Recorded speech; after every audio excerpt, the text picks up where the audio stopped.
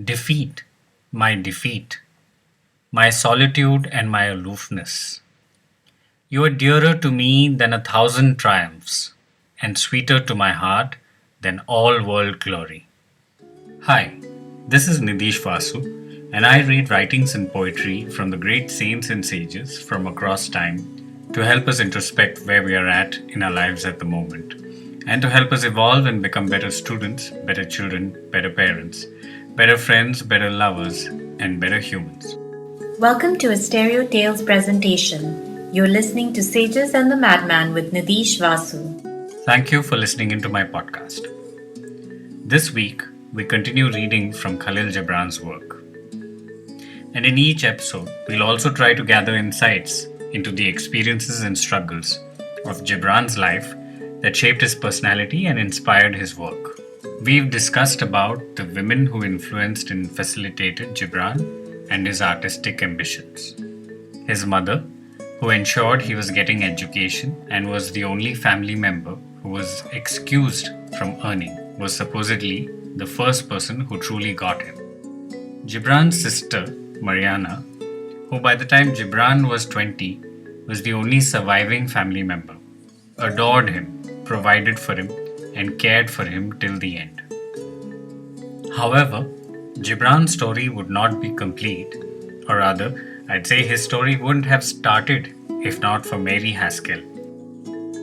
Their partnership is so unique, lovely, and unusual that it would take us more than one episode to cover the depth of it.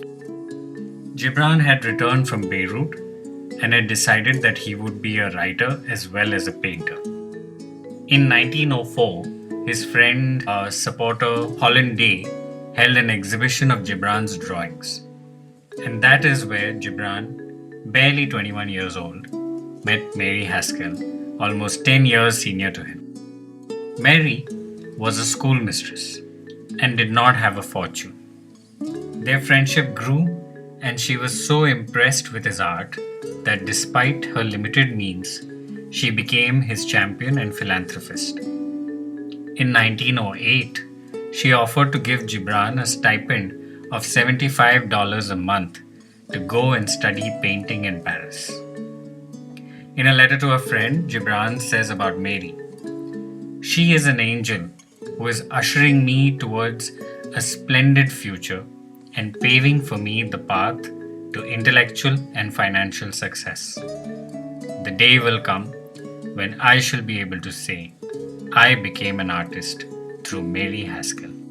This was a huge turning point in Gibran's life as their friendship grew into something deeper with their being apart.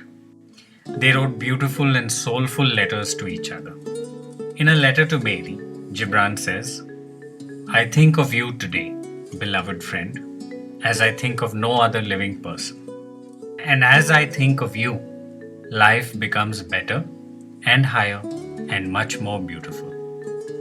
I kiss your hand, dear Mary, and in kissing your hand, I bless myself." Gibran was besotted and enamored with her kind and compassionate heart.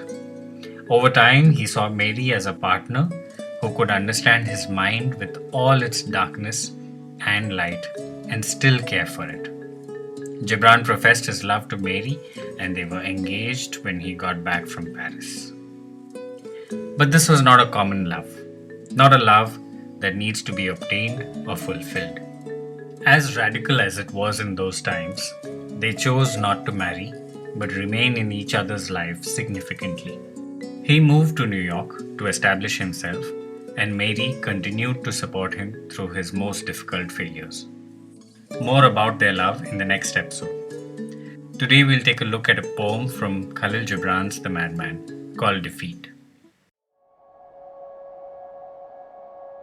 Defeat, my solitude and my aloofness. You are dearer to me than 1,000 triumphs, and sweeter to my heart than all world glory. Defeat, my self-knowledge and my defiance. Through you, I know that I am yet young and swift of foot, and not to be trapped by withering laurels, and in you I have found aloneness and the joy of being shunned and scorned. Defeat, my shining sword and shield. In your eyes I have read that to be enthroned is to be enslaved, and to be understood is to be leveled down, and to be grasped is but to reach one's fullness, and like a ripe fruit to fall and be consumed. Defeat, my bold companion. You shall hear my songs and my cries and my silences, and none but you shall speak to me of the beating of wings and urging of seas, and of mountains that burn in the night, and you alone shall climb my steep and rocky soul. Defeat, my deathless courage. You and I shall laugh together with the storm, and together we shall dig graves for all that die in us, and we shall stand in the sun with a will, and we shall be dangerous. Gibran opens this poem personifying defeat. Here he makes a big statement about how we should approach defeat. By not calling ourselves defeated or failures, he separated himself from defeat. His identity is not defeat. And what a contrarian view on defeat. He calls defeat dearer and sweeter than triumph and world glory. Defeat has made him self-aware and defiant, and because he keeps trying again and again and doesn't give up, it makes him feel young and able. Laurels satiate your ego and limit you from achieving greater feats, whereas defeat sets you free from these limitations. He finds that he's shunned and scorned. Being scorned fuels the urge to outperform, and that is a joy greater than being enthroned. This also gives him the blessing of solitude and aloneness, just what he needs to grow spiritually. He calls defeat his sword and shield, a weapon and a protection to take on his challenge again. He realizes that stature and understanding will enslave or decimate him, likening him to a fruit who would ripen and fall and be consumed, thereby ending his journey. He calls defeat a friend.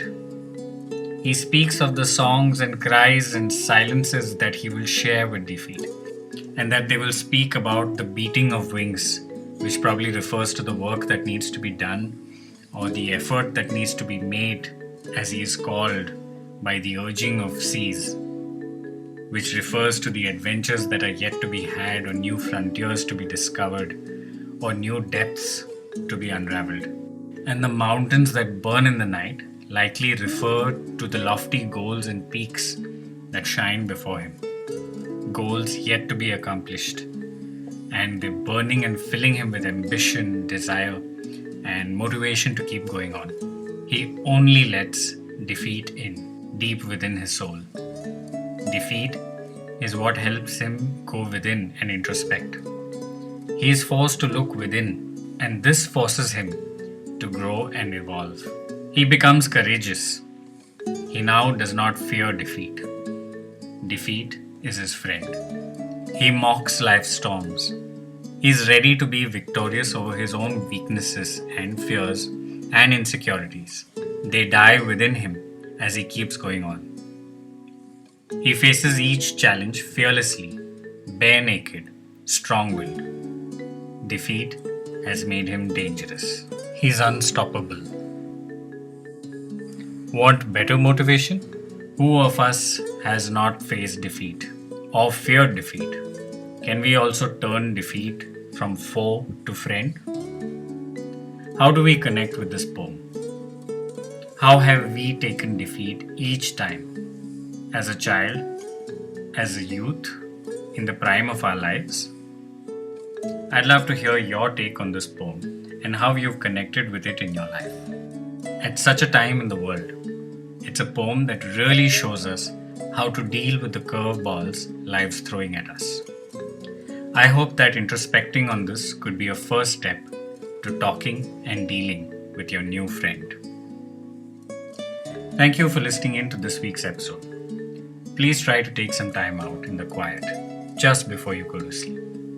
For yourself, loving yourself, appreciating the good from the day and the lessons you've learned. Please do send out a prayer of healing for the world as the world tries to get back on its feet. Pray for those in need of healing and those at high risk. See you next week and be safe.